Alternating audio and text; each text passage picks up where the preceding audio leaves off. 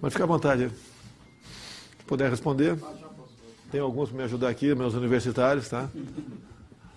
Pois não. Presidente Assis Moreira, Roberto, São Paulo.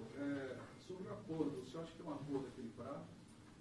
Os dois ganham de maneira equilibrada? E, em segundo lugar, o senhor acha que esse acordo, uma vez feito com a União Europeia, ele pode atrair outros acordos a começar pelos Estados Unidos? Já que... Bem, vamos lá. Foi fechado, acho que há 12 horas atrás, aproximadamente. As pessoas de frente dessa negociação foi o ministro Ernesto e a ministra Tereza Cristina. Conversei com ela rapidamente hoje, com ele também, e o que me passaram, disse que para o nosso lado, o Brasil, foi contemplado e estão muito felizes com esse desenlace depois de 20 anos. Na reta final, tínhamos a questão dos vinhos, né? Foi muito bem conduzido pelo Onyx Lorenzoni, lá em Brasília, fez várias reuniões com os vinicultores do Rio Grande do Sul. A questão dos laticínios também tinha esses problemas. E, como um todo, a informação que eu tive, dada a confiança que eu tenho nos ministros e na competência deles, foi muito bom para o Brasil. Presidente, o senhor acha que esse impulso final que levou à aprovação do acordo tem a ver com o fato de que, na sua conversa com o presidente francês, Emmanuel Macron, o senhor reafirmou a manutenção do Brasil no acordo de Paris? Que peso que essa questão climática teve para fechar esse acordo final? Bem, tivemos pela mídia uma posição da senhora Angela Merkel, que ela iria me procurar para tirar satisfações, né, na questão de questões climáticas no Brasil. Tomei conhecimento, dei uma resposta nas nossas mídias sociais e houve encontro nosso aqui em Osaka. Conversei com ela, situação bastante tranquila, ela no momento arregalava os olhos, mas de maneira bastante cordial, mostramos que o Brasil mudou o governo e é um país que vai ser respeitado. E falei para ela também na questão da psicose ambientalista que existe para conosco. Uma conversa muito parecida com o senhor Macron da França, até o convidei para conhecer a região amazônica. Falei para ele uma viagem de Boa Vista a Manaus, um pouco mais de 2 horas, e a gente pode até voar a uma altura mais baixa, demoraria até mais tempo, um avião da Força Aérea. Ele poderia ver que não existe esse desmatamento tão propalado. Entrei em alguns pequenos detalhes sobre como sobrevoei a Europa 2 vezes, que nunca vi poucos quilômetros de mata preservada lá. Mas não é porque eles destruíram as matas deles, nós vamos destruir as nossas. Convidei a Angela Merkel para explorar de forma racional, sustentável a nossa Amazônia. Ela regalou os olhos também, mas eles tiveram uma conversa comigo, os dois juntos, dá uns 40 minutos total, bastante esclarecedora. E eles se alimentam, se informam muitas vezes por matérias de ONGs que têm seus interesses pessoais no Brasil. A questão do clima foi discutido de forma bastante marginal no passado, a questão do AAA, não entrou em nenhum papel, em nenhum grande debate, mas é uma coisa que amadurece junto ao primeiro mundo, o tal do AAA, Amazonas, ou melhor, Andes, Amazonas, Atlântico, uma grande faixa de 136 milhões de hectares na nossa região, que seria de importância, né, vital para o mundo, segundo eles, e também de administração por parte do primeiro mundo. E não podemos concordar com isso daí. Paralelamente também temos as grandes reservas indígenas. Você pega uma reserva Yanomami, 2 vezes o tamanho do Rio de Janeiro, maior muitas vezes que muitos países europeus, mas riquíssimo em tudo, em tântalo, em nióbio, em ouro, diamante, urânio, tudo que se possa se imaginar. E o nosso entendimento no Brasil, em especial por parte das Forças Armadas, a qual eu tenho a minha origem, há uma preocupação com a integridade do nosso território e de modo que seja cada vez mais garantida a nossa indivisibilidade. Então, esses interesses de fora existe, a preocupação por parte das Forças Armadas aqui também, e eu, como chefe supremo das Forças Armadas, comungo das ideias desde há muito. Então, essas questões todas, a gente conversa, abre o jogo e entendam ou não, né? Nós damos nosso recado. Agora, eu quero dizer que não só Angela Merkel como Macron estão fazendo o papel certo, estão defendendo o interesse dos seus países. Se o governo brasileiro, os presidentes que nos antecederam, tivessem defendendo o interesse do Brasil, não teríamos chegado numa situação como essa. Presidente, só repetindo a minha primeira pergunta. Sim. O senhor acha que esse acordo União Europeia... Faltou de responder. Eu acho que é uma operação dominó. Com toda certeza, outros países terão interesse em negociar conosco, né? O Japão mesmo aqui, um órgão de imprensa falou que eu fui passear no primeiro dia, né? Eu fui recomendado a não dormir no primeiro dia, para poder dormir durante o dia, que seria no Brasil, e estar em condições de enfrentar a maratona de reuniões. Eu fui numa churrascaria assim, e com todo respeito ao povo japonês aqui, quem come um churrasco de carne australiana, de carne brasileira, é uma enorme diferença. É uma enorme diferença. Vocês mesmo, sem ser bairrista, sem querer ser um brasileiro, né, radical aí, há uma diferença enorme, né? Agora vamos trabalhar nesse sentido. Falei em 2 momentos, falei sobre churrasco, né, com a população, com pessoas importantes na mesa, com japoneses, e disso daí. Então eu estou aguçando a curiosidade deles para comer um churrasco brasileiro. Quem sabe o nosso comércio da carne aqui tenha sucesso no futuro. Mas o senhor acha que tem possibilidade de acordo ou de lançamento de negociação Tem. com os Estados Unidos? O que eu vejo com o Trump, né? Tive uma conversa reservada com ele nos Estados Unidos há 2 meses ou 3. A conversa agora foi mais aberta um pouquinho. Ele é uma pessoa que está muito confiante no governo brasileiro. O eixo norte-sul, há um interesse por parte deles. Eu tenho falado, já que eles têm preocupação com a Venezuela, resolveu esse imbróglio, temos a preocupação com a Argentina. Estou muito feliz que o Macri participou também dessa questão do Mercosul, divulguei em algumas mídias sociais minhas isso daqui. Há uma possibilidade, segundo o Trump mesmo nos disse, nessa reunião mais reservada agora, de ele visitar a Argentina, talvez no mês que vem, possibilidade apenas, onde eu peguei e complementei, seria muito bom se fizéssemos uma reunião na Argentina e juntássemos ali Marito do Paraguai, Pineira do Chile, o presidente também da Colômbia, Peru, o Duque. Então seria isso aí, pode ser que ocorra essa reunião nossa, que afinal de contas, né, queiram ou não, a América do Sul, graças a Deus, está deixando um pouco a esquerda, indo para o centro, e em alguns casos, centro-direita. Presidente, só voltando rapidamente à questão das mudanças climáticas, do meio ambiente, no acordo do Brasil, e todos os signatários do acordo deixam claro que se comprometem com o cumprimento das metas do Acordo de Paris. Essa questão foi, como o senhor mencionou, questionada pela chanceler Angela Merkel, pelo Macron.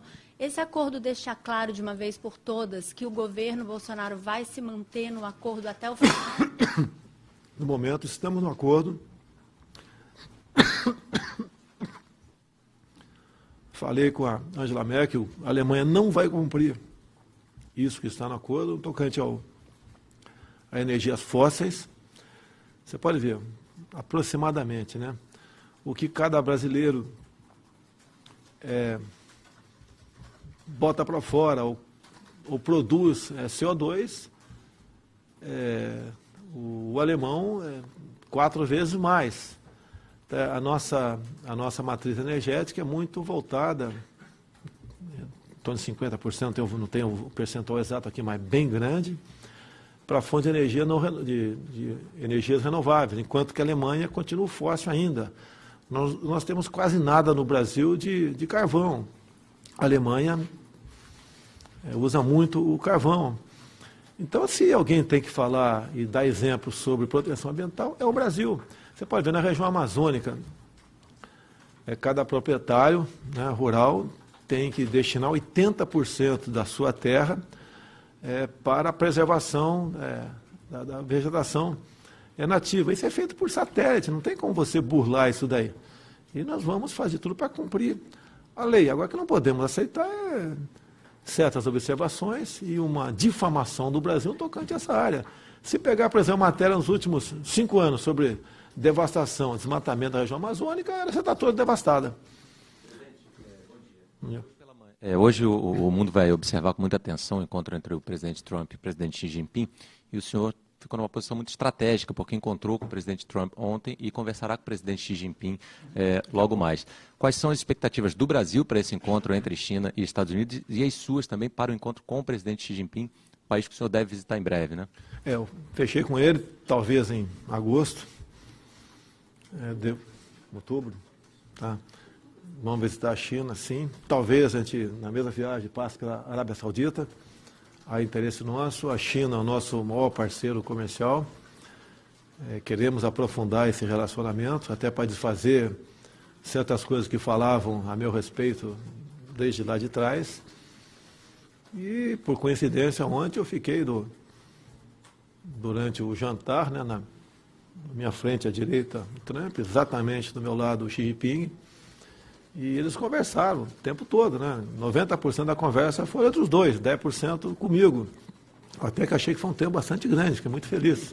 Deixar bem claro. E ouvi tudo que foi falado ali, foi falar de muita coisa, estratégia, um aprendizado para mim a conversa dos dois, se bem que o Xi Jinping fala muito menos do que o Trump, né?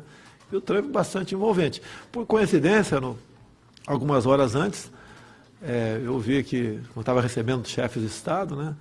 O Trump e o Xi Jinping não passaram assim sem se cumprimentar, e à noite uma conversa maravilhosa. E eu vi que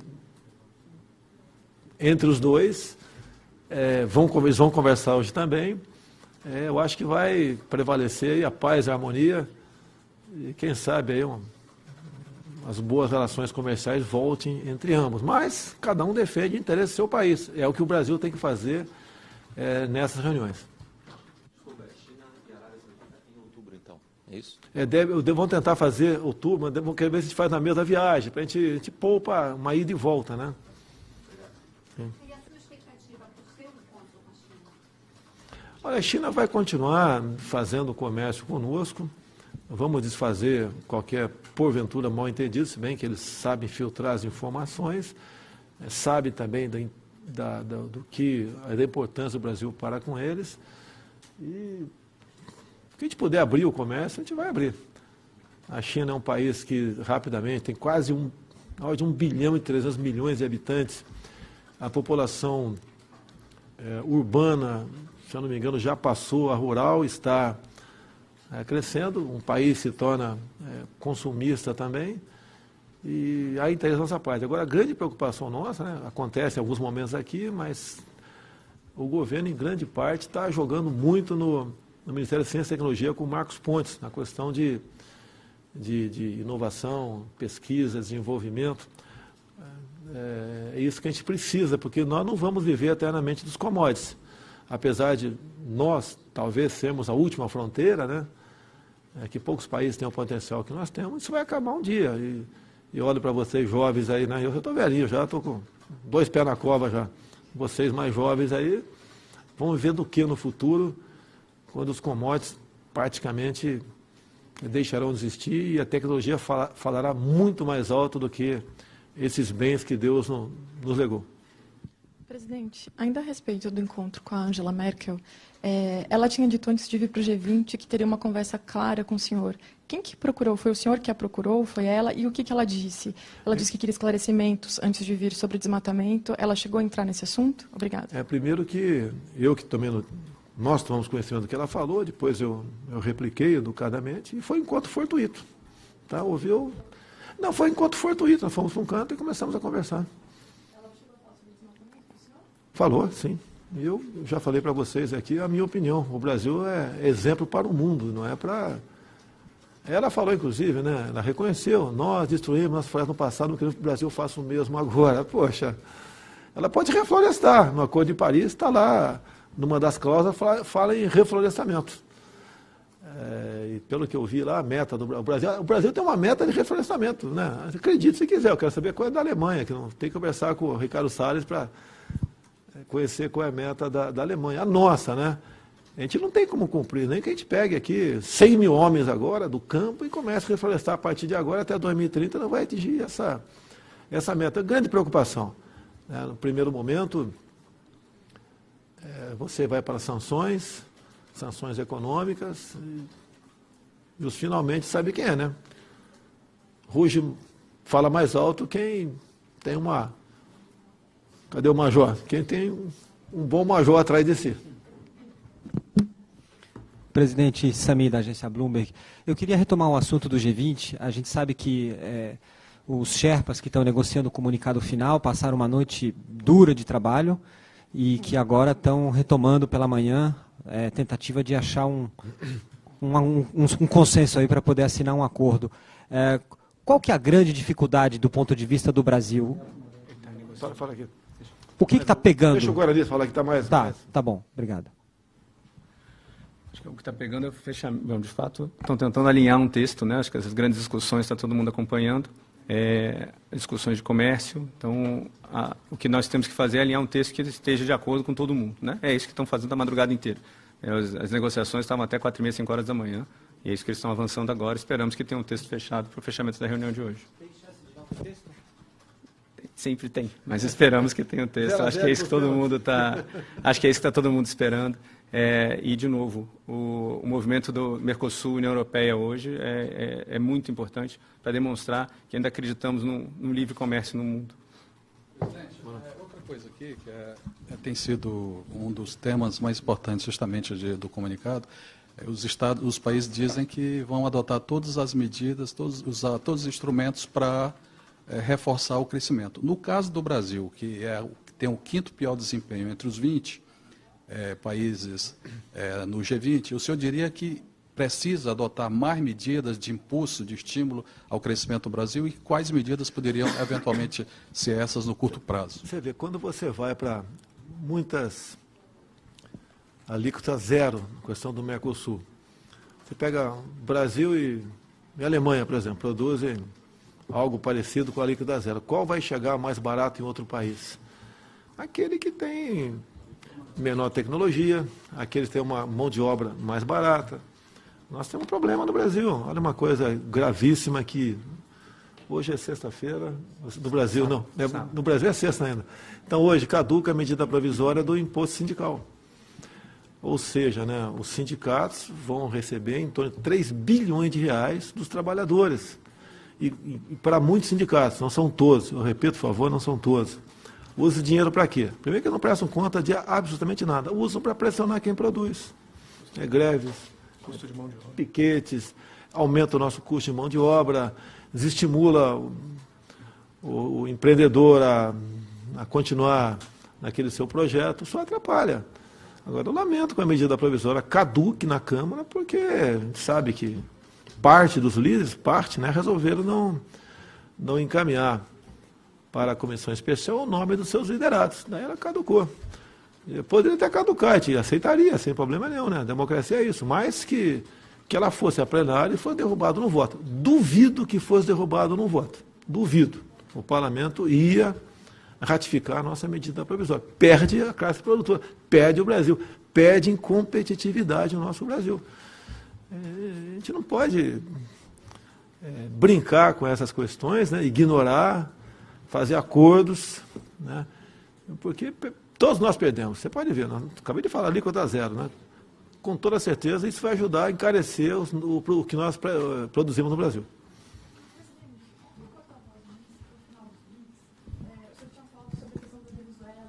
Tá. Não, foi bastante, foi en passant. Eu estava na presença aí do nosso presidente da Rússia, tá certo? E eu vi que não era o momento de você ser um pouco mais agressivo nessa questão. Porque a Rússia, alguns aviões militares têm passado pela Venezuela, que está bastante complicada a situação. Há uma presença muito forte de aproximadamente 60 mil cubanos lá dentro. Cuba recebe ainda grande quantidade de petróleo da Venezuela. Hezbollah tem células lá dentro, tem as milícias, tem um exército cuja cúpula são generais narcotraficantes. Então, essa série de interesses, né, lá na Venezuela, e tendo em vista a fraqueza de Maduro, temos uma ditadura bastante forte lá. Então, não atingiria meu objetivo com um posicionamento meu nesse sentido. Nós sabemos que quem decide o futuro do mundo são as potências nucleares.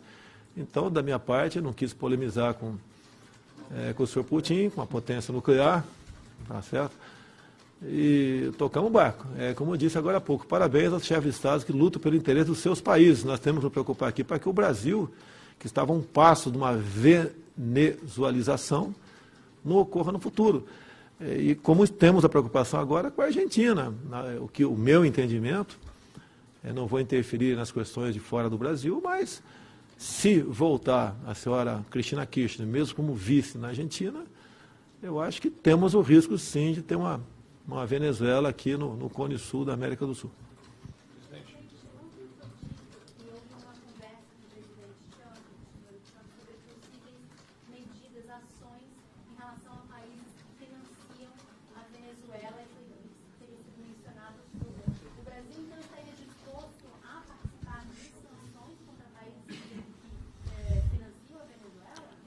Olha, eu tenho a minha posição a respeito disso.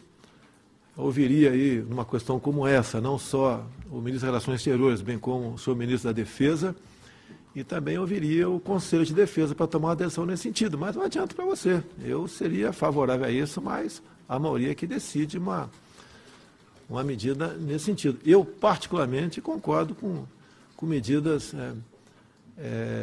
dessa natureza, né, de embargos, contra países que estão alinhados com a Venezuela e que não têm qualquer compromisso com a democracia ou com a liberdade. Agora, a China e a última pergunta, só para complementar, a China e a Rússia são aliadas, são chamadas de aliadas da Venezuela. Como que o Brasil trataria diferentemente? Aí outro nível, mas é lógico, tudo tem hierarquia, tá certo? Eu não vejo chineses dentro da Venezuela, não vejo russo, a não ser um punhado de militares lá dentro. E nós sabemos que esses 60 mil cubanos, né, estão lá da mesma maneira parecida como estavam os 10 mil ditos médicos cubanos aqui no Brasil. É uma coisa bastante semelhante. Eu nem mandei nenhum cubano embora, resolveram sair por livre e espontânea vontade. Assim como o Cesare Battisti, antes de eu assumir, saiu por livre e espontânea vontade. Assim como o CONARE já decidiu, e está faltando poucas ações, para que 4 paraguaios terroristas nós venhamos a devolver para o marido. Última pergunta aqui, presidente. O senhor tinha dito que quando a polícia avançasse nas investigações, eu tomaria alguma providência no Ministério. Eu conversei com... Uma prisão de assessores. Tá. Se prender um assessor meu aqui, não quer dizer que eu seja culpado de alguma coisa, né? Conversei com o Sérgio Moro rapidamente sobre isso, que a prioridade nossa aqui é outra. Ele mandou a cópia do que foi investigado pela Polícia Federal para mim, mandei um assessor meu ler, porque eu não tive tempo de ler. E voltando ao Brasil, vou me reunir com o Sérgio Moro, e o que eu acertei com o Moro depois das eleições do ano passado, quando ele aceitou ser ministro, impôs, logicamente, né, algumas condições, o que é natural. Ele perguntou para mim lá atrás, se uma investigação da PF atingir integrante do primeiro escalão teu, ministro, qual vai ser o seu procedimento? Vai tentar abafar ou deixa o processo seguir? Falei, deixa seguir. E o que eu falei para o Moro também, ele já está tomando providência, uma coisa muito importante. A acusação em cima do Marcelo Vantônio é tendo em vista uma candidata que recebeu uma importância grande, né, de recursos do fundo partidário e teve uma quantidade ínfima de votos. O mesmo coisa, ou mais grave, acontecendo em quase todos os outros partidos. Então, o que eu falei para ele, determino a partir de agora, que determine a Polícia Federal que investigue todos os partidos onde candidatas receberam recursos enormes, grandes, e tiveram uma votação bastante pequena. Então, tem que valer para todo mundo. Não ficar fazendo pressão em cima do PSL para tentar me atingir. Bom dia, bom dia. Bom dia, Moro, senhor presidente. Em que eu não confio, está fora do governo. Confio no Moro, sim. Por enquanto, não tem nada. Uma vez tendo, né, como conversado com o Moro lá atrás, qualquer coisa mais robusta contra uma ação irregular de ministro, as providências vão ser tomadas da nossa parte. Bom dia, presidente. Eu sou Catarina Peters. Até segunda-feira, até segunda-feira os 22 são ministros. Bom dia, eu sou Catarina Peters, do Spiegel da Alemanha. Please allow me to pose my question in English, and please allow me to go back to the free trade agreement. Ajuda aí. Is this also a signal towards President Trump that a large part of the world still believes in free trade? And the second question, do you think there is a certain arrogance of a few European countries like Germany in dealing with Brazil?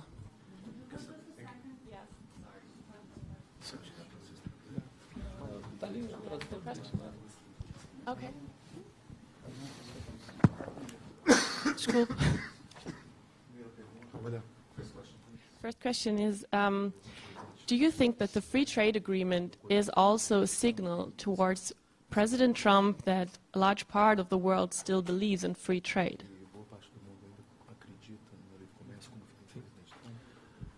Olha, durante a minha pré-campanha e campanha, a imprensa duvidava que eu seria convertido ao livre mercado. Eu confesso que, em grande parte, eu tinha ideias aí estatizantes, confesso. Mas todos nós evoluímos. Não foi apenas o Paulo Guedes que me fez mudar de ideia, né? O meu filho também aqui, o Eduardo, também, nesse sentido. E nós acreditamos que somente o livre comércio, onde o indivíduo é forte e não o Estado, e que nós podemos sonhar com democracia, liberdade e prosperidade. Então, estamos afinados. Tanto é que, você pode ver, você sabe que por que caiu o último presidente dos Correios, né?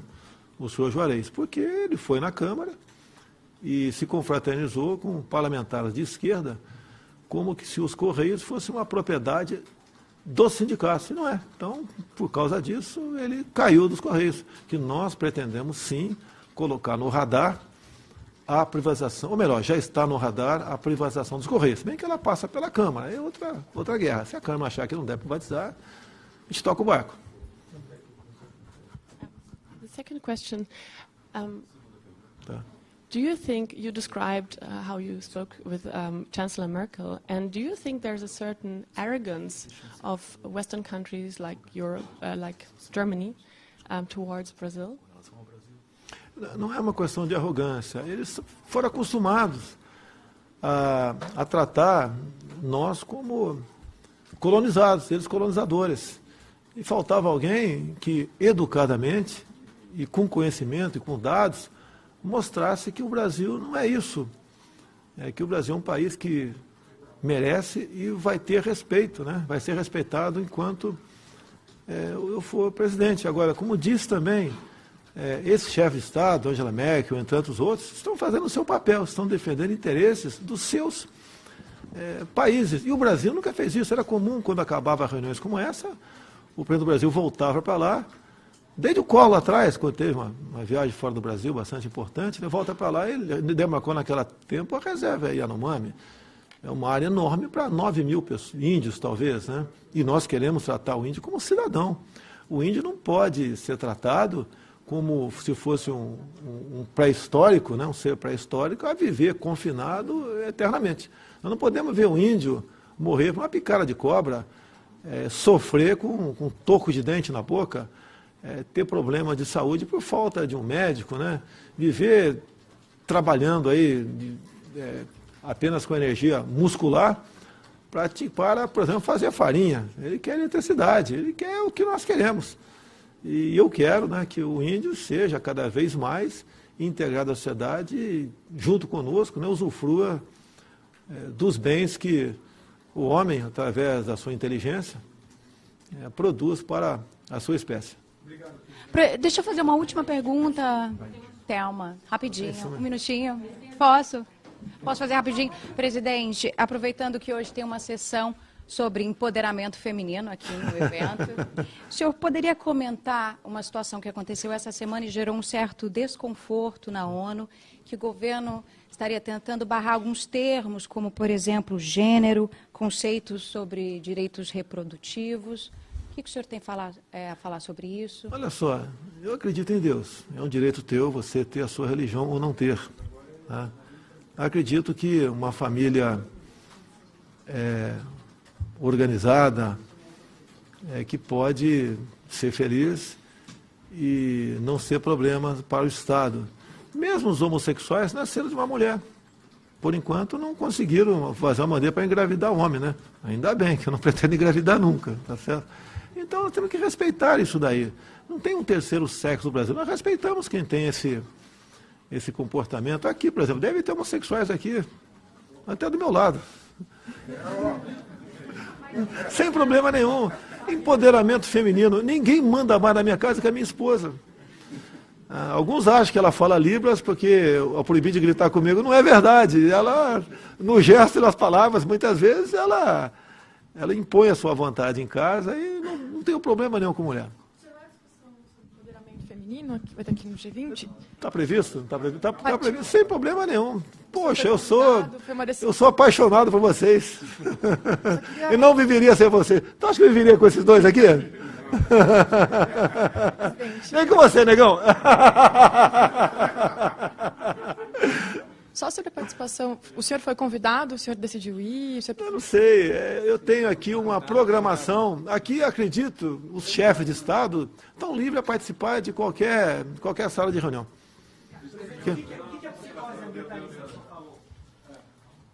Cadê o livro? Tá aí?